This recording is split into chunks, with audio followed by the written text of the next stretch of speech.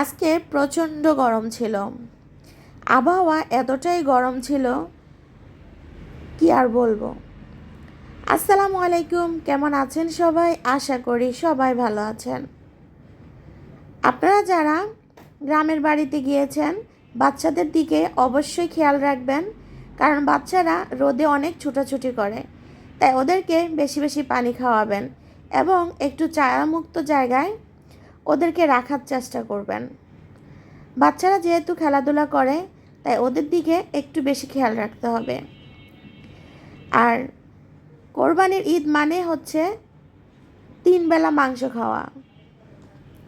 তাই সবাইকে বলবো, মাংস খাওয়ার পাশাপাশি আপনারা শাকসবজি খাওয়ার চেষ্টা করবেন, কারণ এই গরমে মাংস খাওয়ার পাশাপাশি শাকসবজি খেতে হবে। যারা গ্রামের বাড়িতে গিয়েছেন তাদের জন্য তো কোনো কথাই নেই, চারিদিকে একদম ফ্রেশ শাকসবজি। তাই অবশ্যই বলবো বেশি বেশি শাকসবজি খাবেন। আমি এখানে রান্না করছি ফুলকপি দিয়ে আলু টমেটো দিয়ে রুই মাছের ঝোল।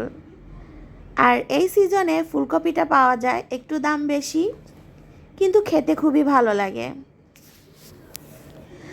আমি এখানে প্রথমে মাছগুলোকে ভেজে নিয়েছি।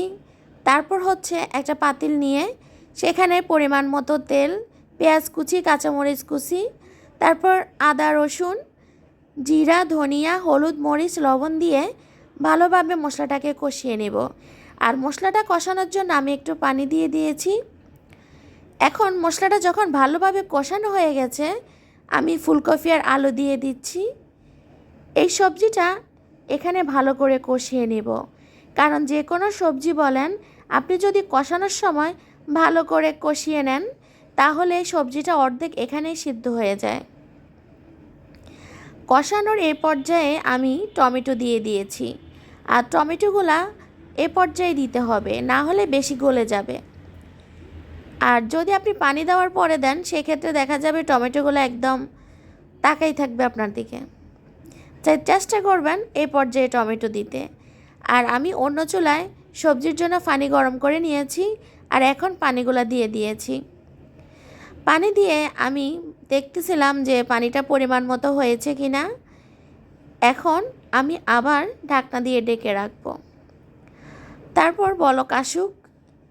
এখন আমি এ পর্যায়ে এক এক করে মাছগুলো দিয়ে দিব।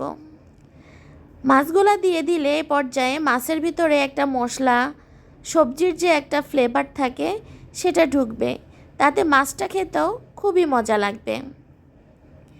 আমি সবসময় মাছ, মাংসটা, শাকসবজি এগুলা খেতে পছন্দ করি। বাচ্চারা মাংসের পাশাপাশি বাচ্চাদেরকে সবজি খাওয়ানোর অভ্যাস করতে হবে। আর আমার রান্নার এ পর্যায়ে আমি ধনিয়া পাতা দিয়ে দিচ্ছি, যেটা সবজিতে না দিলে নাই হয়।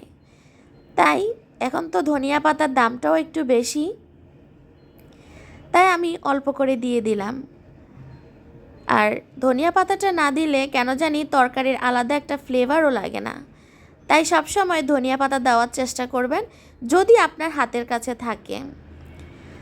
আমি ফুলকপি সবজিটা খুব পছন্দ করি, তাই শীতকালে তো খাই, গরমকালেও খাওয়ার চেষ্টা করি।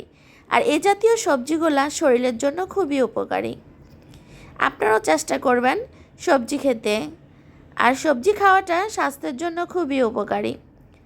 সবাই ভালো থাকবেন, সবাই সবার জন্য দোয়া করবেন। আল্লাহ হাফেজ।